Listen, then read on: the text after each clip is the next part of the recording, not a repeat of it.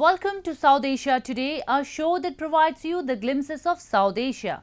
I'm your host Yeshi. Here are the headlines. India and US hold 2+2 dialogue in capital New Delhi. Traders protest in Pakistan against France over cartoon draw. And devotees celebrate grandest festival Durga Puja amid pandemic. Let's begin the show. India and the United States held third 2+2 dialogue in New Delhi, where both sides reiterated their commitment to bolster cooperation at multiple levels. The two sides have not only been pushing for a stronger relationship between them, but seek a safe Indo-Pacific, a region that has increasingly been bullied by Communist Party-led China. While US condemned China's transgression at India's Ladakh and other borders, it also signed pact allowing New Delhi to use its technology in enhancing its surveillance and battle capabilities. The visit of US Secretary of State Mike Pompeo and Defense Secretary Mark Esper for third 2+2 dialogue between India and the US was not just to discuss trade and defense this time. But it was principally focused at committing to launch an integrated campaign against Chinese bullying and transgression in the region. The United States, which has condemned Beijing for its alleged complicity in the spread of coronavirus across the world, took on its ruling party CCP's expansionist agenda. Pompeo called out China's blatant disregard for the laws and its stepped-up efforts at challenging other sovereignty. Our leaders and our citizens see with increasing clarity that the CCP is no friend to democracy, the rule of law, transparency, nor to freedom of navigation, the foundation of a free and open and prosperous Indo-Pacific. I'm glad to say that the United States and India are taking steps to strengthen our cooperation against all manner of threats, and not just those posed by the Chinese Communist Party. The two nations also inked 5 pacts, including the Basic Exchange and Cooperation Agreement (BECA) for greater geospatial information sharing between the armed forces of the two countries. This is the third defense pact signed between India and the US in the past 4 years, and it will enable India to use US geospatial intelligence and satellite imagery to improve the accuracy of missiles and drones. 15 years after the conclusion of the first US-India defense framework, the defense ties between our two nations remain a key pillar of our overall bilateral relationship. Based on our shared values and common interests, we stand shoulder to shoulder in support of a free and open Indo-Pacific for all, particularly in light of increasing aggression and destabilizing activities by China. Indo-US defense has touched remarkable heights in the past few years, with Washington finding a better strategic partner in New Delhi after it was compelled to abandon Pakistan owing to its sustained support to terrorism and growing ties with China. In a span of past 3 years, the US has supported Indian entry to missile technology control regime. Two countries have also signed Communications, Compatibility and Security Agreement (COMCASA), which was in pipeline for 10 years. Industrial Security Agreement (ISA) was signed in the last 2+2 dialogue, which facilitates close technology transfer with the Indian private industry. It won't be an overstatement if the ties between two countries are labelled all-time high. Signing the BECA today, after signing the LEMOA in 2016, and COMCASA in 2018 is a significant achievement. Today, the common principle which brings together both the US and India is the democratic values they share with each other. Both have been comfortable dealing with each other owing to the honesty and transparency in their systems. It is these beliefs that have laid the foundation of around $150 billion trade between the two. Defense alone has grown from $200 million to $18 billion in the past 2 decades. The two countries are now looking to comprehensively deepen their ties so that trade reliance on China can be minimized and a rule-based order can be established in the region.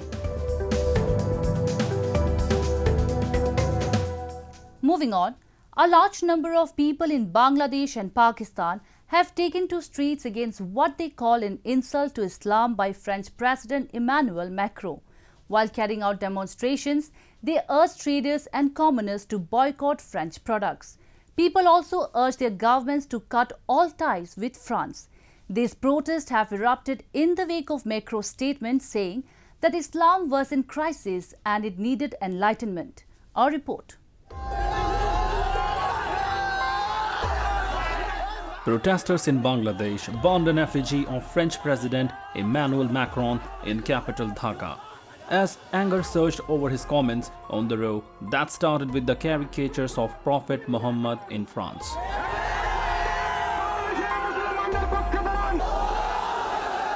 Hundreds of them held anti-France banners and chanted slogans against President Macron outside Baitul Mukarram National Mosque.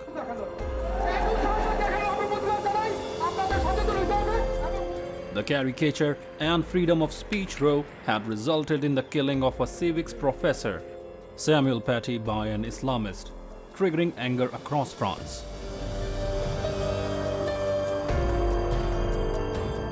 President Macron had then come out in support of the victim and had committed a crackdown on Islamist separatists who, according to him, are destroying the secular fabric and the libertarian essence of the country. People in Bangladesh have demanded the closure of the French embassy in the capital and have issued threats of consequences if caricature publication wasn't stopped immediately.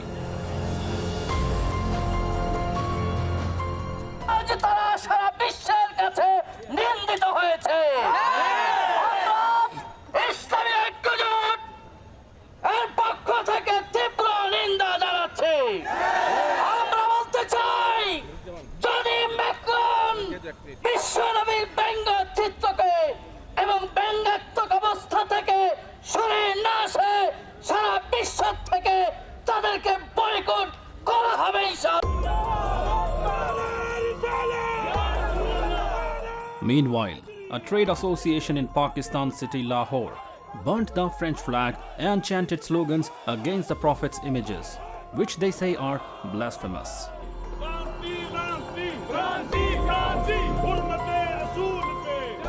They also vowed to boycott French goods. सबको मिलके तमाम जितनी France की अशियाएँ पूरे 1.5 अरब से ज़ायद मुसलमान हैं उसका बाइकाट कर दें। हमने कल से ऐलान किया है कि पाकिस्तान में जितने भी ताजर हैं 70-80 लाख ताजर जितने भी पूरे मुल्क में वो इनकी तमाम अशिया का बाइकाट करेंगे, उनको बाहर फेंकेंगे, उनको तोड़ देंगे, उनको ज़ाया कर देंगे। और जुमे वाले दिन हमने यहाँ पे जुमा की नमाज के बाद हमने ऐलान कर रखा है पूरे पाकिस्तान के ताजरों की जानिब से एज ए सदर आल पाकिस्तान अंजुमन ताजरान कि हम फ्रांस एम्बेसी जाएंगे यहाँ से। Islamabad also passed a non-binding resolution urging the government to recall its envoy from Paris. It is pertinent to mention here that this resolution has drawn embarrassment for the government of Pakistan, as the country hasn't had an envoy in France in the past 3 months. Pakistani Prime Minister Imran Khan who followed his close ally and self-proclaimed guardian of Islamic world, Recep Tayyip Erdogan, called Macron's statement deliberate and systematic provocation. While the Islamic world has been fuming over the statement, there are many others who have supported the French president in calling out terrorism and have urged nations to refrain from attacking Macron personally. New Delhi, in an official statement, condemned the language being used by some world leaders to attack President Macron. Prime Minister Narendra Modi also condemned the terrorist attacks in Nice. US President Donald Trump has also come out in support of the French president's resolve to fight Islamic terrorism. Now it remains to be seen where this debate heads, in which Islam, its so-called guardians, gullible followers, and French President Emmanuel Macron are at the center. Now we take a look at some happenings in Asia in a segment called Asia Watch. Chinese fintech giant Ant Group opened subscription for the Shanghai leg of its initial public offering, which is said to be the world's largest in history. The group is poised to raise about $34 billion in a concurrent IPO in Shanghai and Hong Kong, making it the biggest listing of all times. It plans to split its share sale quality on Shanghai's tech-heavy star market and the Hong Kong Stock Exchange, with up to 1.67 billion shares for sale on each bourse. The company set the price for its flotation on the Shanghai Stock Exchange at 68.8 yuan per share. Ant has said that strategic investors, including Ant's former parent and e-commerce mammoth Alibaba Group, have agreed to subscribe to 80% of the Shanghai leg of the IPO. The company is slated to begin trading in Hong Kong on November 5th, with its Shanghai portion expected at the same time. According to Ant Group, the parent company of China's leading mobile payment business Alipay, it has reached over 1 billion users, 80 million merchants, as well as 2,000 partner financial institutions worldwide.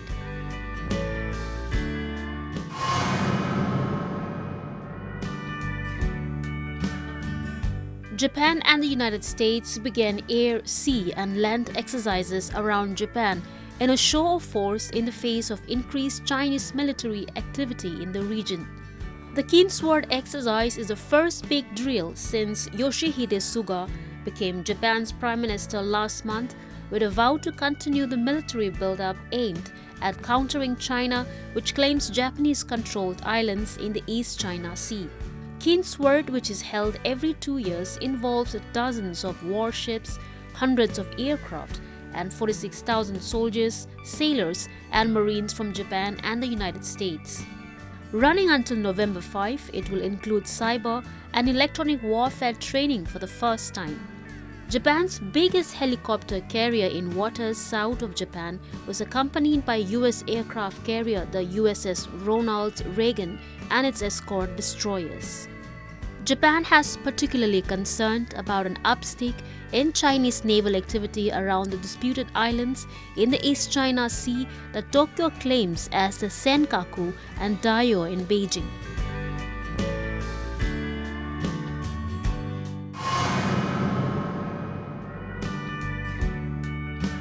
China's textile sector, which quickly recovered from COVID-19 impact, is absorbing more overseas orders as their counterparts in the other countries are still facing severe influence of the pandemic.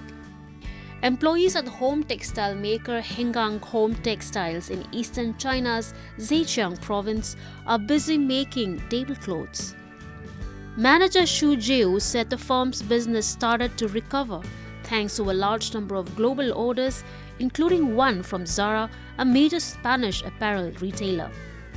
After sending several samples to various prospective clients, the Jinhua-based company was rewarded with orders for hundreds of thousands of tablecloths, which account for 60% of its usual total output. Another government enterprise is Zhuzhou City is also working hard to fill orders. The person in charge of the enterprise's textile department said many orders that were meant to be produced in India were transferred to China as large-scale Indian textile export enterprises could not guarantee normal trading, while over 90% of Chinese textile manufacturers have resumed their operations. Moving on, if there is a land on earth where not even a handful of people are happy, it is Pakistan-occupied Kashmir. From primary school students to so-called government employees, everybody is going through one or the other form of state-manufactured crisis. While education doesn't find an important place in the region's policies, unemployment and poverty is widespread. Today, we take you to Muzaffarabad, where IT instructors who are responsible for making students tech-savvy are protesting against the government for not receiving their salaries for 18 months. Have a look.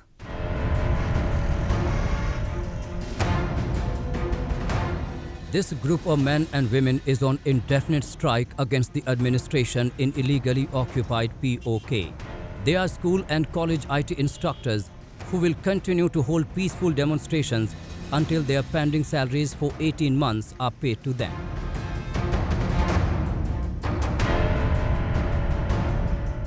With an aim to impart digital education to students and to make them tech-savvy, the so-called government of the region in 2018 had appointed nearly 450 instructors in schools and colleges across the region.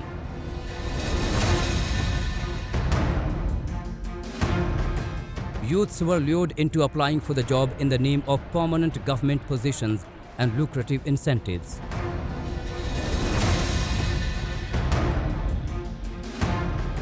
But the protesters say they were betrayed in just 6 months of their appointment, when they were not only told that they were appointed contractually, but were also shown a letter stating the completion of their term.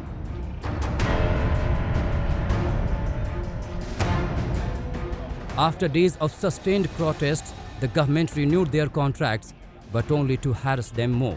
18 months have passed, their salaries are on hold. They want it back.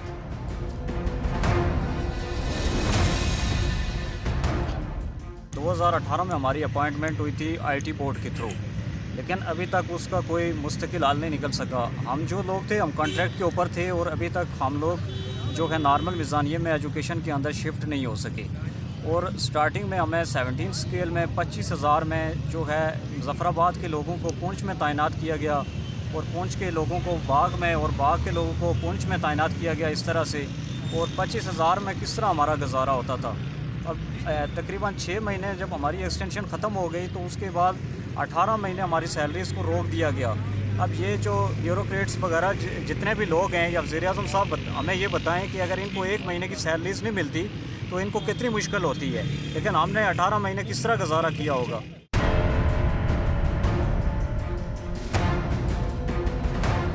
The issue of withholding salary is not just limited to one department or one set of people, but it is pervasive across the government institutions in POK.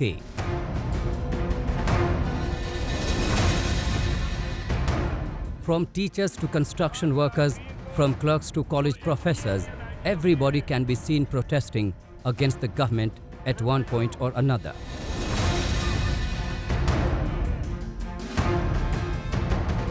While most of them protest against the non-payment of salaries, many others have been demanding elevation of their status of employment from contractual to permanent.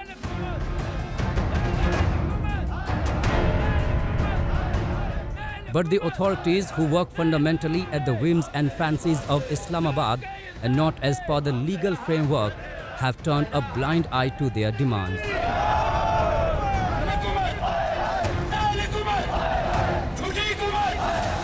अब जो है school भी खुल चुके हैं, 3 महीने भी गुजर चुके हैं, ना तो अभी तक वो हुकूमत ने इस पर कोई पॉलिसी बना सकी है और ना ही हुकूमत हमें एक्सटेंशन दे सकी है। 30 जून 2020 से हमारी एक्सटेंशन भी ख़त्म है, तो उसके बावजूद भी हुकूमत ने अभी तक जो स्कूलों में बच्चे पढ़ रहे हैं, सब कुछ हो रहा है, उसके बावजूद स्टेट की जिम्मेदारी होती है कि बच्चों को पढ़ाना, जो मतलब वो काम बनता हमारा, लेकिन ये हमें फैसिलिटेट करना ये हुकूमत का काम होता है।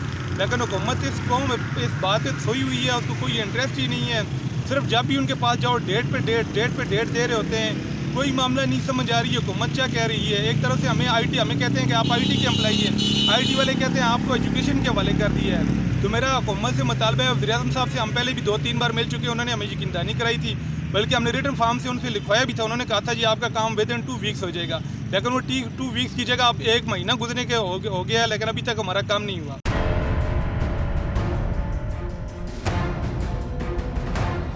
While there has been a repeated chest thumping by Pakistani Prime Minister Imran Khan, who boasts of doing remarkable things for people of Kashmir, the reality is rotting in sharp contrast to his claims.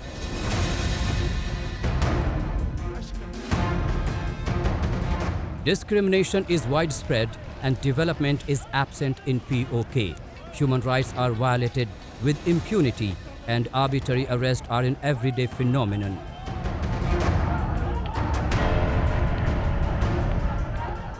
People do have a right to protest, but their voice is muzzled with brute high-handedness if the authorities find their dissent even remotely threatening to their rule.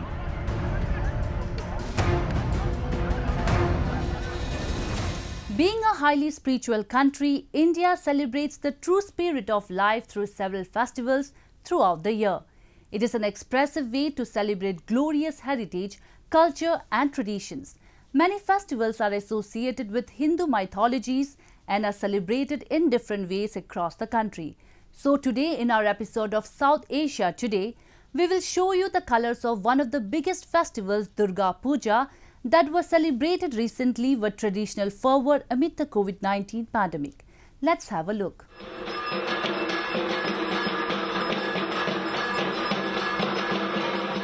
India is a land of colours and festive hues. And Durga Puja is one such festival that is celebrated in the country with great zeal and enthusiasm. It is the ceremonial worship of Hindu goddess Durga, which is one of the grandest festivals.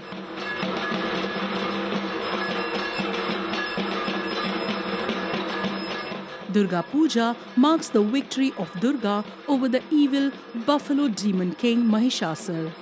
It is believed that during the festival, the goddess descends on earth to rid it of demons and bless her devotees with happiness and prosperity.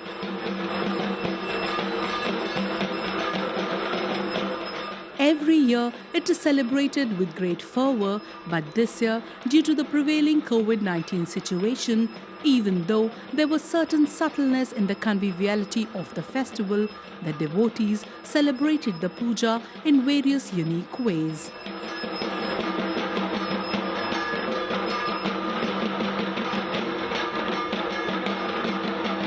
We cannot go into this pandal, so this is very different, and we need to wear mask every time we are entering to any type of puja pandal. There are thermal screening that we need to check whether our temperature is going up or down, and we need to sanitize our hands every time.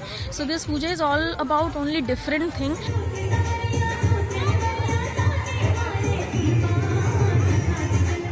During this festival, devotees wear new traditional clothes, chant prayers in the temples, distribute sweets, and some even observe a fast to show gratitude to the goddess.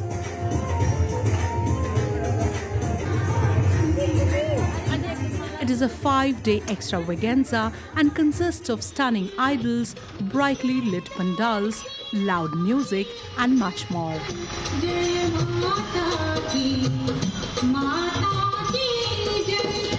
Durga माँ तो सबके लिए ही आते हैं हर एक साल, तो हम कहेंगे कि इस जितनी भी आदमी है सब लोग हम क्यों ना दुर्गा पूजा को एक साथ मिलकर ही मनाएंगे, खुशियाँ बांटेंगे। बहुत सालों के बाद तो दुर्गा पूजा ऐसे तो नहीं होती है, तो इस बार थोड़ा अलग टाइप का है।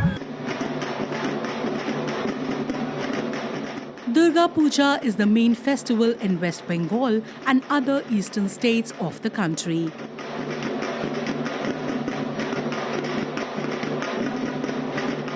Sindoor Khela, which means playing with vermilion, is the last day of the celebrations before the immersion of goddess Durga idols in the water bodies after 5 days of worshipping and festivities.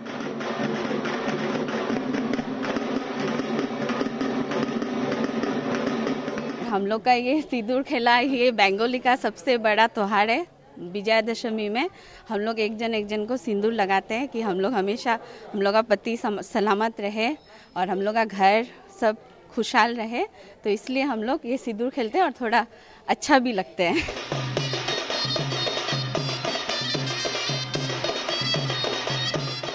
As per the Hindu scriptures, Durga represents power, the feminine force which guides and destroys all the evil from the earth. The festival is also about the annual visit of goddess Durga with her children to her ancestral home on earth.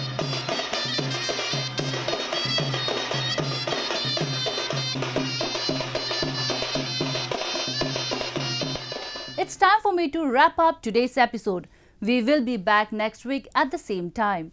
This is Yeshi signing off from the entire production team of South Asia Today. Goodbye and take care.